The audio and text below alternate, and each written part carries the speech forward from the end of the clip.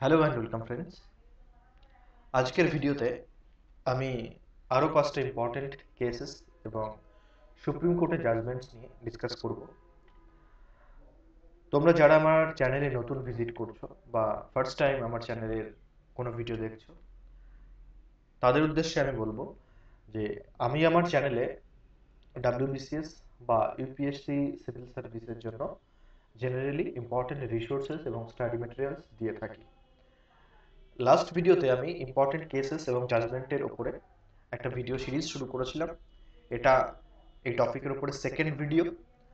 তো তোমরা যদি আগের ভিডিওটা না দেখে থাকো, আমি রিকোয়েস্ট করবো ওটা দেখে নিতে। এছাড়াও বর্তমানে আমি ইন্ডিয়ান পলিটির উপরে লক্ষ্মীকান্ত থেকে চ্যাপ্টার ওয়াইজ ভিডিও আপলোড করছি এবং একই সঙ্গে সঙ্গে ইন্ডিয়ান ইকোনমি থেকেও আমি ভিডিও আপলোড করছি। এনসিআরটি থেকে এখন করছি, এনসিআরটি কমপ্লিট হয়ে গেলে পর অন্য একটা রেফারেন্স বুকে শিফট করব। So, my dear friends who are visiting my channel for the first time, for those I want to say that in this channel I generally deliver important resources and study materials that will be required for your civil service preparation, be it WBCS or UPSC.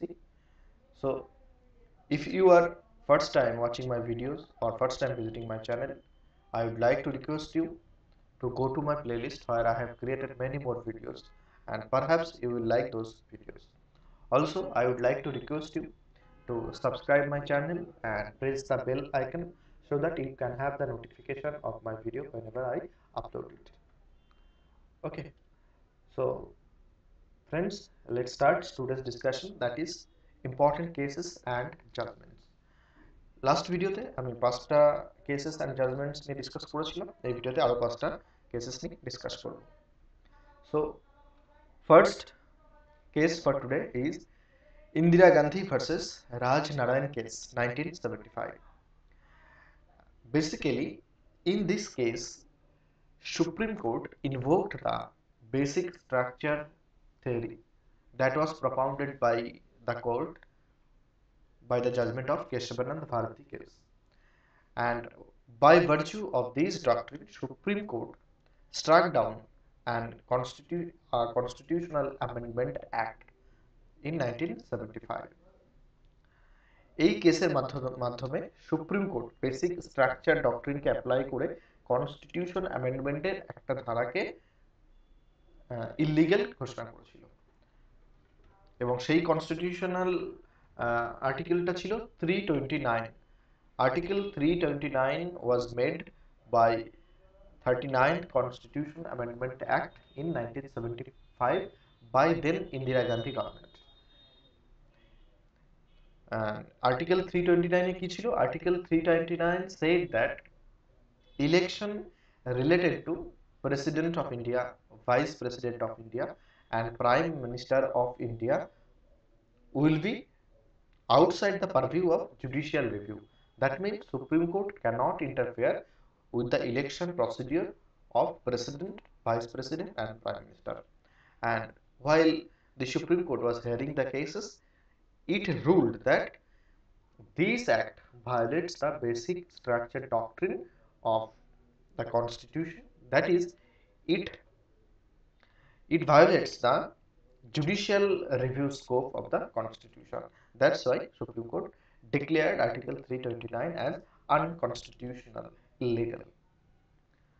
So, my dear friends, Indira Gandhi Rajnayan case article 329 যেটা তখনকার government pass করেছিল, সেখানে বলা হয়েছিল যে president, vice president এবং prime মিনিস্টারের election related কোনো ব্যাপারে সুপ্রিম কোর্ট ইন্টারফেয়ার করতে পারবে না এবং সুপ্রিম কোর্ট জুডিশিয়াল রিভিউতে নিতে পারবে না। তো সেজন্য সুপ্রিম কোর্ট বলেছিল যে জুডিশিয়াল রিভিউ যে স্কোপটা কনস্টিটিউশন আর্টিকেল 13 এর মাধ্যমে সুপ্রিম কোর্টকে দিয়েছে সেটাকে ভায়োলেট করা হচ্ছে এবং that is a basic structure, এবং তার মাধ্যমে সুপ্রিম কোর্ট আর্টিকেল 322টাকে স্ক্র্যাপ করে দিয়েছিল। সো আই থিঙ্ক তোমরা বুঝতে পেরেছো। Next case, Maneka Gandhi case 1978. In this case, the Supreme Court decided whether travel to abroad is under Article 21 or not. And the Supreme Court ruled that right to go abroad is included under Article 21, that is personal life and liberty. কেমন? So Maneka Gandhi কেসের মাধ্যমে Supreme court এই জাজমেন্টটাই দিয়েছিল যে বিদেশে যাওয়া, বিদেশে ভ্রমণ করতে যাওয়া কারো নিজের ইচ্ছায়, সেটা article 21 right to personal life and লিবার্টির আন্ডারে পড়ে। Next case, Minerva Mills case, 1980. This case again strengthens the basic structure doctrine. The judgment made it clear that the constitution and not the parliament is supreme. Supreme court এই কেসের মাধ্যমে বলেছিল যে parliament যে কোনো অ্যাক্ট তৈরি করতেই পারে, বাট সেই অ্যাক্টটার ভ্যালিডিটি, কনস্টিটিউশনাল ভ্যালিডিটি কিন্তু যাচাই করে দেখবে supreme court. So basically parliament চাইলেই যে কোনো কনস্টিটিউশনের যে কোনো ধারাকে অ্যামেন্ড করে দেবে, যে কোনো অ্যাক্ট তৈরি করবে, parliament simply can't do that because only constitution is supreme. Parliament has to act, react within the periphery of constitutional provision. এবং মিনার্ভা মিলস কেসের মাধ্যমে the Supreme Court judicial review and balance between fundamental rights and direct principle state policy এই দুটোকে basic স্ট্রাকচারের মধ্যে included করেছিল। Supreme court upheld that judicial review and balance in between fundamental rights and DPSP is the basic structure of our constitution. And also in this case, Supreme Court ruled that a limited amending power itself is a basic feature of the constitution. মানে 42nd constitution amendment অ্যাক্টের মতো তুমি যদি প্রচুর আর্টিকেলকে যদি amend করে দাও, basically it violates the basic structure of the constitution. A limited amending power, that means yes, parliament can amend the constitution, but that has to be limited.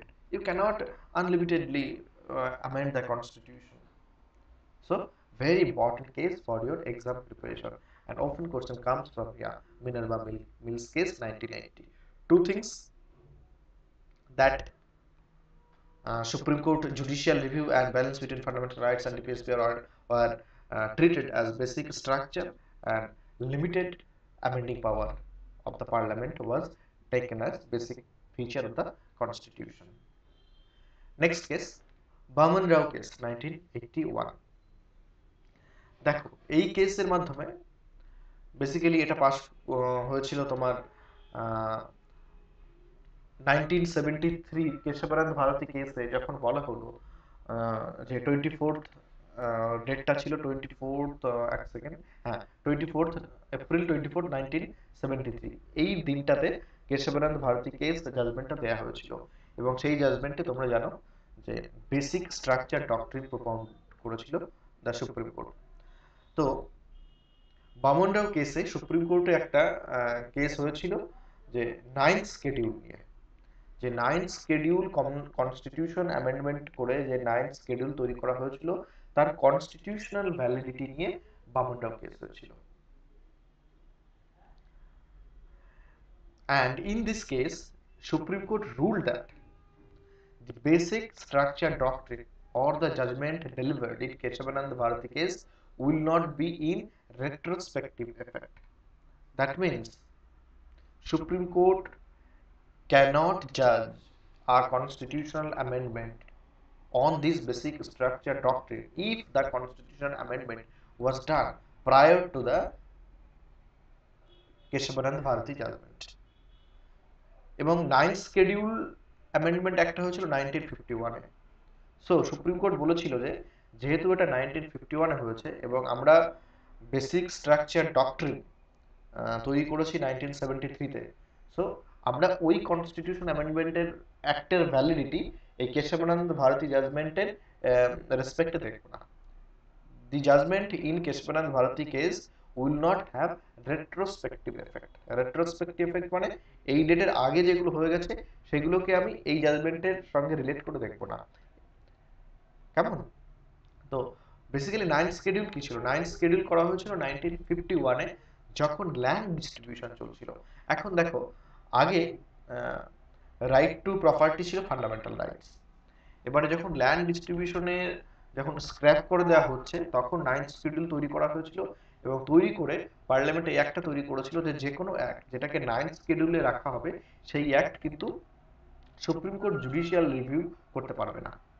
তো বামন রাও কেসে সেটাকে চ্যালেঞ্জ করেই কেসটা হয়েছিল, এবং সেই কেসে সুপ্রিম কোর্ট বলেছিল যেহেতু এটা 24 এপ্রিল 1973 আগে কনস্টিটিউশন অ্যামেন্ডমেন্ট হয়েছে, সুতরাং 24 এপ্রিল 1973 আগে যত কনস্টিটিউশন অ্যামেন্ডমেন্ট হয়েছে তাদের ভ্যালিডিটি আমরা এই বেসিক স্ট্রাকচার ডক্ট্রিন থিওরি দিয়ে আমরা দেখব না।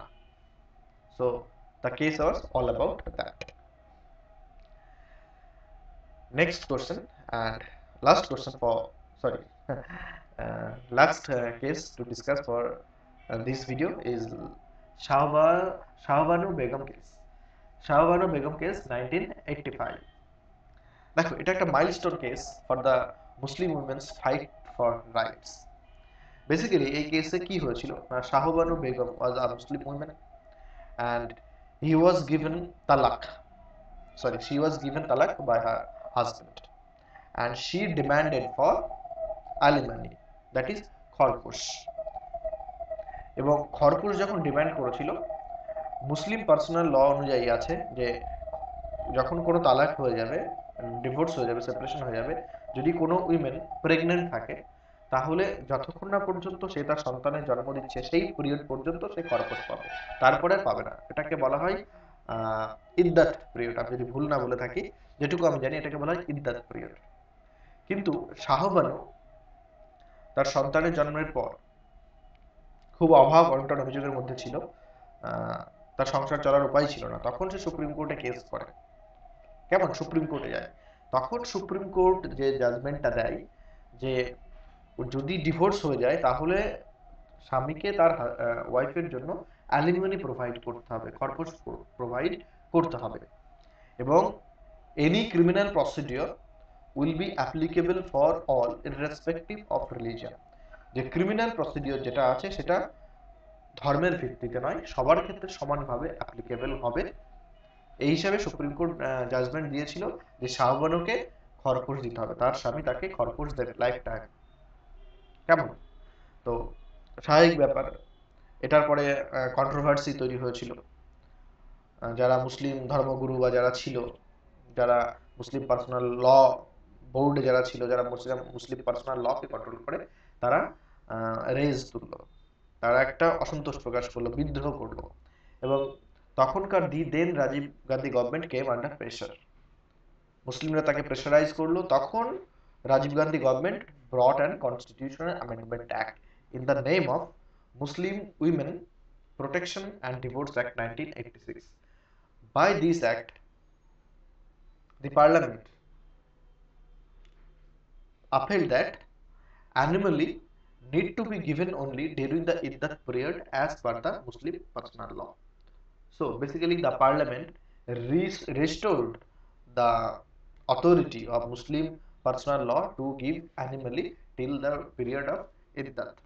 Thereby it reverts the Supreme Court judgment, and this is one of the fact, because you cannot see often that Supreme Court judgment has been overruled by Parliament, and this was the first instance in 1985. So basically, by the act of this Parliament, Supreme Court's judgment, what Supreme Court held that criminal procedure will be applicable for all irrespective of religion was overturned by the then government. So this was all about Shahbanu Begum case 1985. With this I conclude here. Again, my dear friends who have visited my channel for the first time, I would like to request you, if you like my initiative, please like it, share it, subscribe it, and share it with your fellow aspirants, your known persons, so that maximum people can be benefited with my efforts. And of course, I thank you all for your precious time. Have a great day.